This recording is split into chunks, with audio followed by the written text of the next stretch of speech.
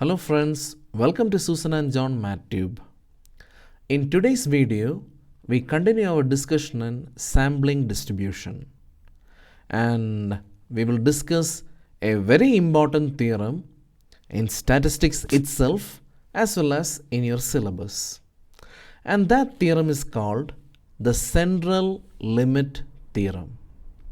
Okay, I gave a rough introduction to central limit theorem in the last video, but it was not exactly central limit theorem, but an idea how central limit theorem comes, because the assumptions are slightly different than what I told you in the last video. Essence of the theorem goes like this. Let's say we have a population. In the last video itself I told you it is impossible to study with the population in many cases. So what we do is we depend on samples and we calculate the sample measures called statistic, and with the help of statistic we predict the population parameters. That is what we do. And we saw that the sample mean of the sampling distribution is an unbiased estimate of the population mean. And we saw the standard error, all these things in the last video. Okay, now today we will learn central limit theorem properly. I'll repeat once more. In the last video, I gave a rough idea how central limit theorem works, but that is not exactly central limit theorem because the assumptions are a little bit different. Okay, now look at this. We have a population field. That means there are so many number of observations here, and we are not able to collect data from all the observations. And the last video, just to make you understand, I asked you to divide this into many parts. Now let's think more practically. We are not dividing this or anything. Let's say one person collects n number of samples. One person collects n number of samples, maybe 3 samples or maybe 5 samples or maybe 100 samples, whatever. That person collects n number of samples from this population, anywhere from this population, and that person gives me the sample mean.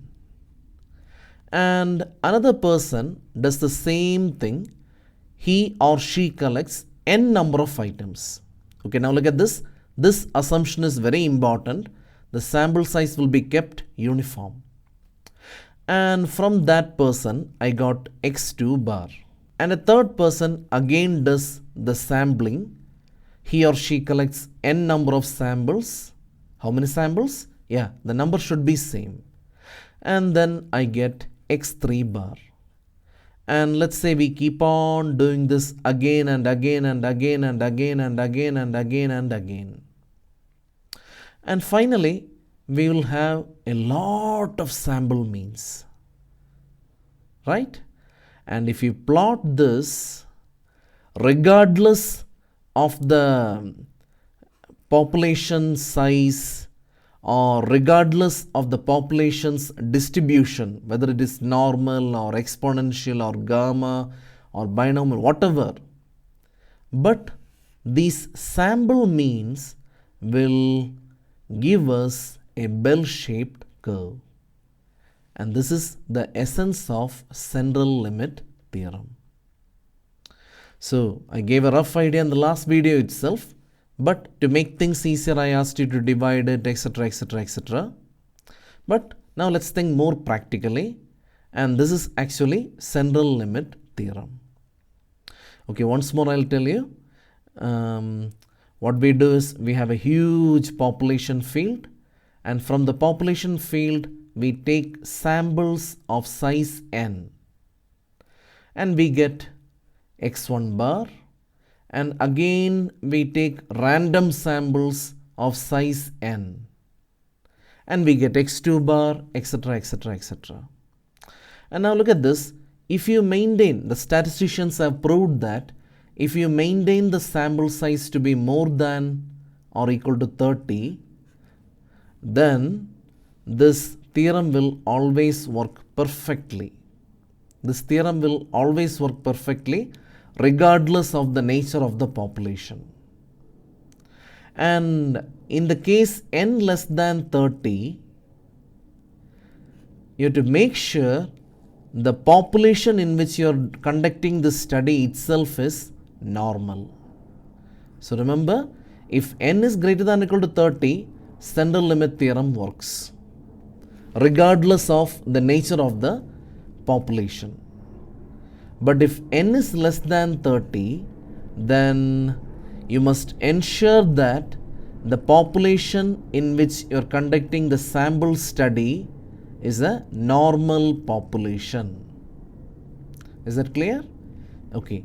And if n is greater than or equal to 30, statisticians use the word large. So, if you take a sample of size more than or equal to 30, what do you call it?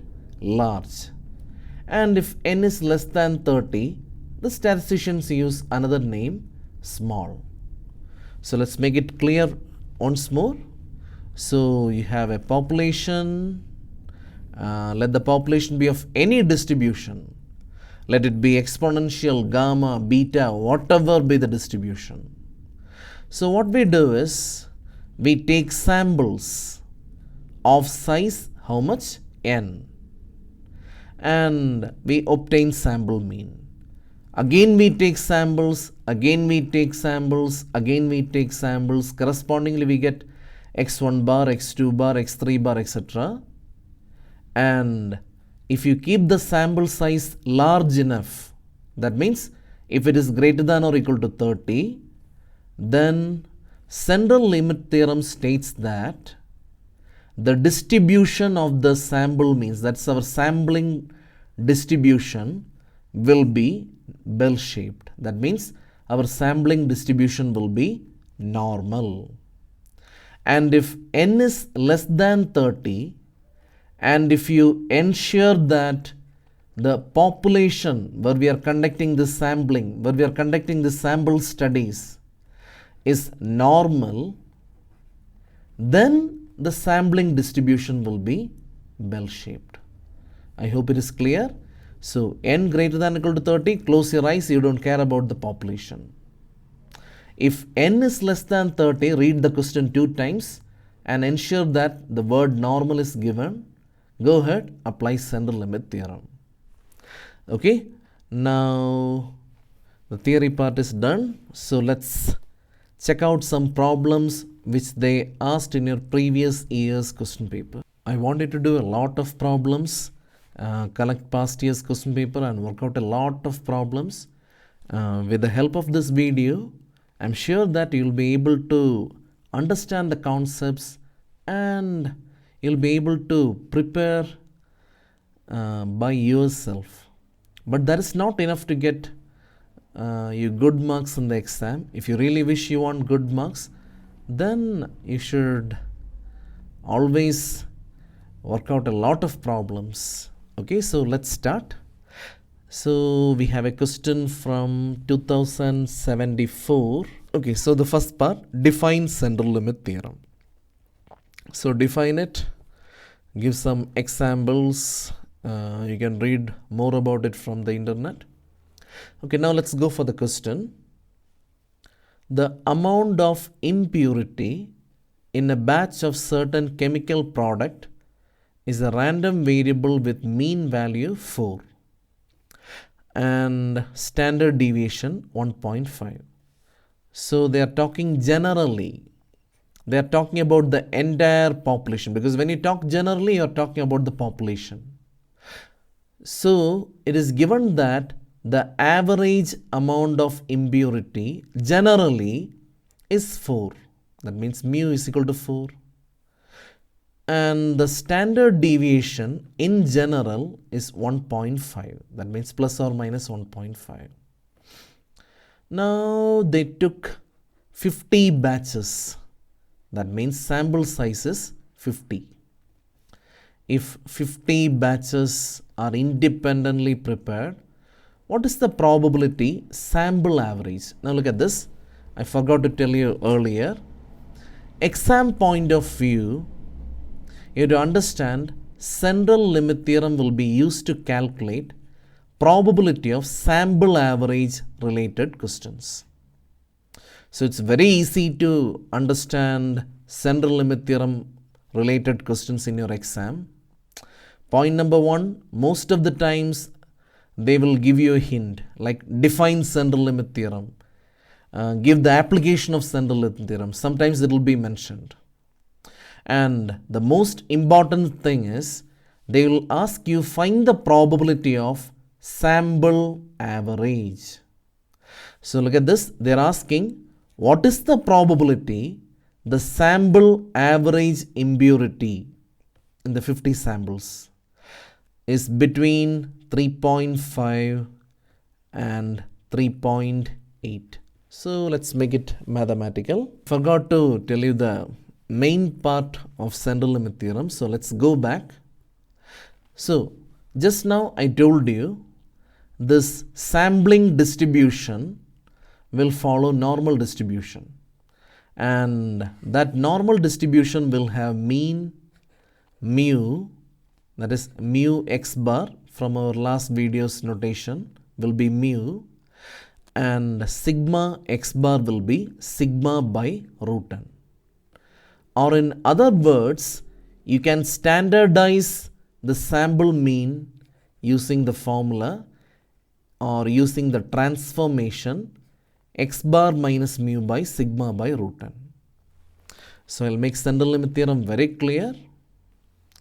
Take a random sample of size n, and if you want to find the probability of sample average, it means you have to apply central limit theorem.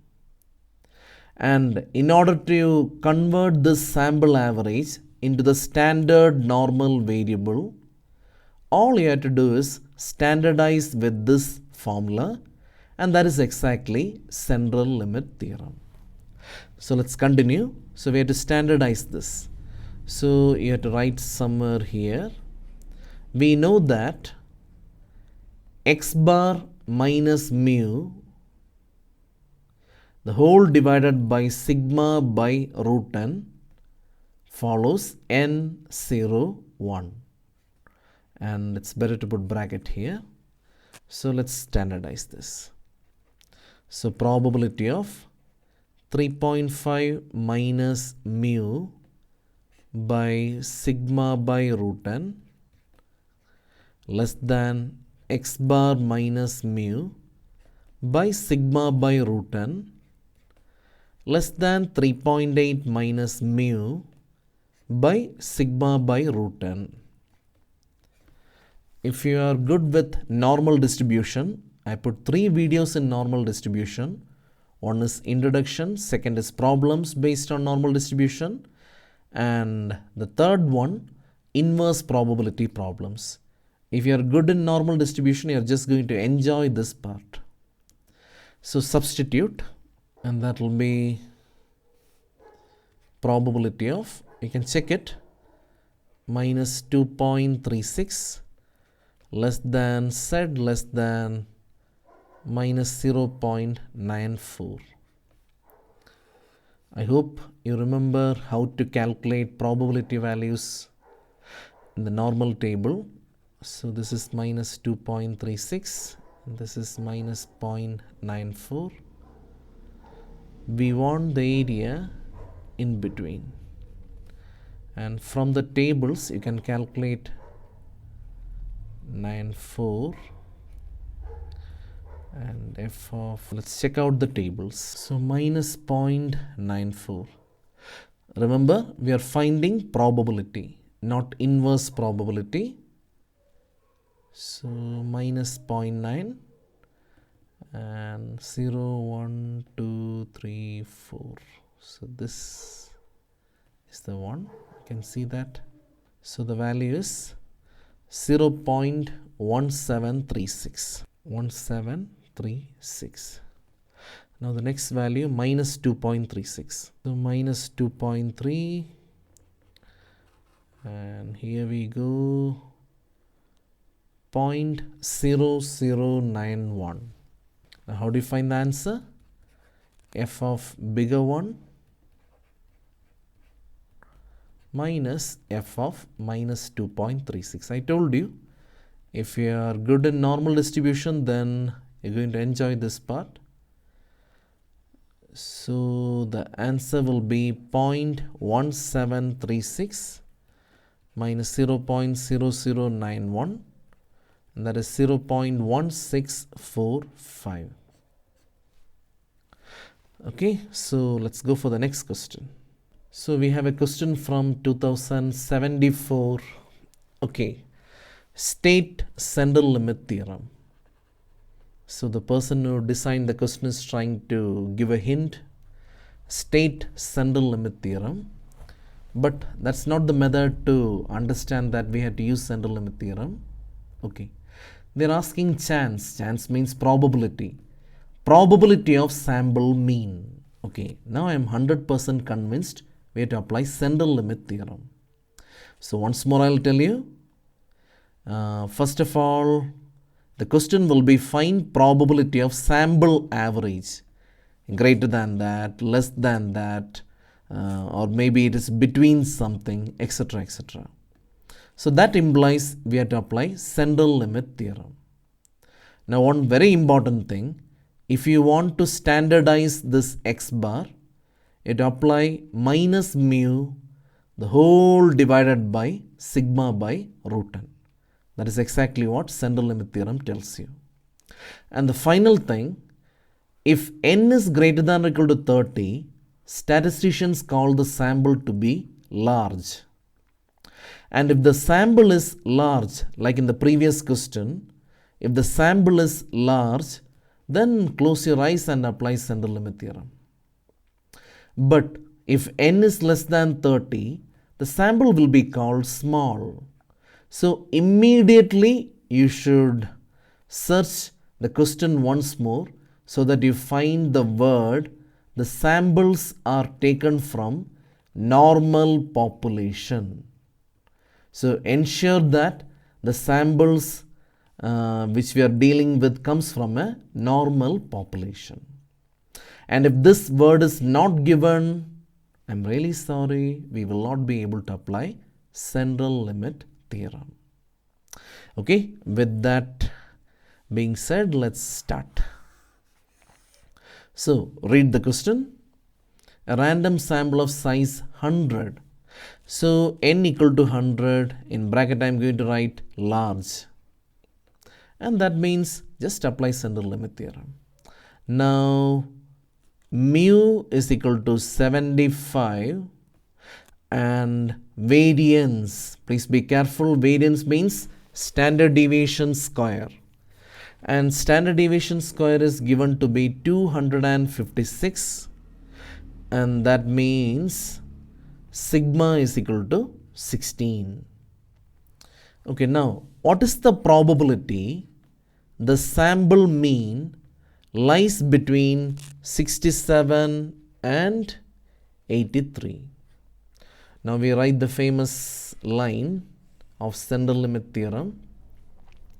We know that x bar minus mu by sigma by root n follows the standard normal distribution. In other words, if you standardize x bar using this transformation, then you are allowed to use the standard normal tables. So that's what we are going to do. Probability of 67 minus mu, that is 75, the whole divided by 16 by root 100, less than x bar minus mu by sigma by root n, less than 83 minus 75 by 16 by root 100, and that is equal to probability of, use a calculator, minus 5 less than z less than 5. So let's plot the graph. A rough graph which goes up to infinity, and this side minus infinity, and the origin, and let's say this is minus 5 and this is plus 5. So we need this area, and beneath I'll write f of 5 and f of minus 5, and our answer is equal to f of 5 minus f of minus 5. Okay, now let's take a look at the tables. We need f of 5. It's not 1.7, 2.4. Oh. That's the last value.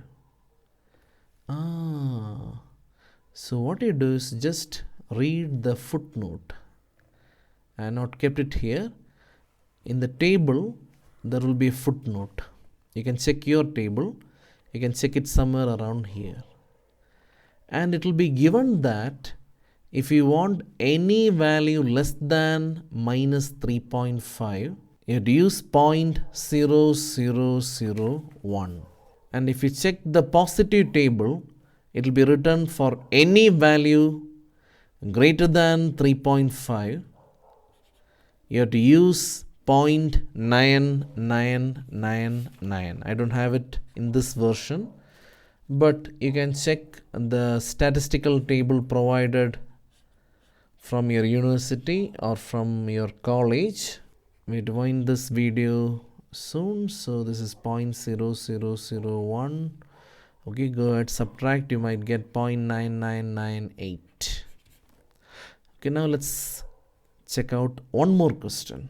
Okay, we have a question from 2073.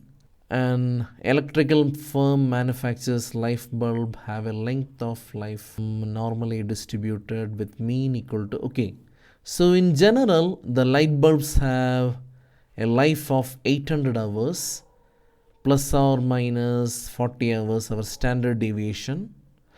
Find the probability, that's the most important part. Find the probability that 16 bulbs have an average life. So look at this, they have taken a sample of size 16. I know it is small. Let's close the bracket a little bit later.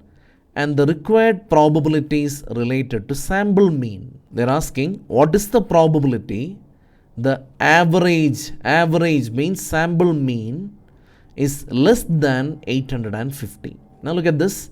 I told you whenever you want to find probability of sample mean, you have only one option, that is central limit theorem. But sadly in this problem they have taken a small sample. So what should you do next? You should analyze or read the question once more. Yeah, I can see that word. Normally distributed. So it is given that the samples are small, but the samples come from a normal population. So with that guarantee, we can apply central limit theorem. So once more I tell you, if the sample size is small, make sure that the samples are drawn from a normal population, and that part will be and must be specified in the question. Now that's it. We write the famous line Z equal to x bar minus mu by sigma by root n follows n01 according to central limit theorem. So let's standardize it. So probability of x bar minus mu by sigma by root n less than, you can check it out, it is 850 minus 800, the whole divided by 40 by root 16. So this is 50 and 40 by 4, that is 10. So we're going to get probability of Z less than 5.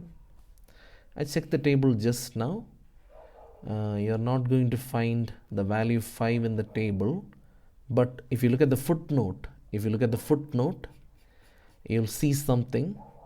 The footnote tells you, let it be any number more than 3.4, you're supposed to use the value 0.9999.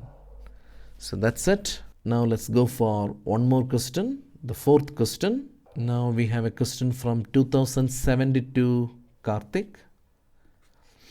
Okay, define central limit theorem as always. I think now you got the pattern. Okay, an electronics company manufactures resistors that have mean resistance of, okay, so generally mu equal to 100, because they're talking generally, that means they're talking about the population, and sigma equal to 10, and the distribution of resistance is normal. Good, very good. And find the probability that sample size is 24, the average, yeah, I was looking for that. What is the probability the sample average resistance is less than 95? Given find probability of sample average, you have only one option. And what is that option? Central limit theorem, our C.L.T. And one problem, the sample size is small. The sample size is small, but don't get worried. We'll just read the question and make sure the samples are drawn from, look at this, it's given. So now I am convinced that the samples are drawn from a normal population. So that gives me the confidence to apply central limit theorem. Now let's write the famous line, Z equal to x bar minus mu by sigma by root n follows the standard normal distribution. Now what to do? We already did 3 questions, so you know what to do.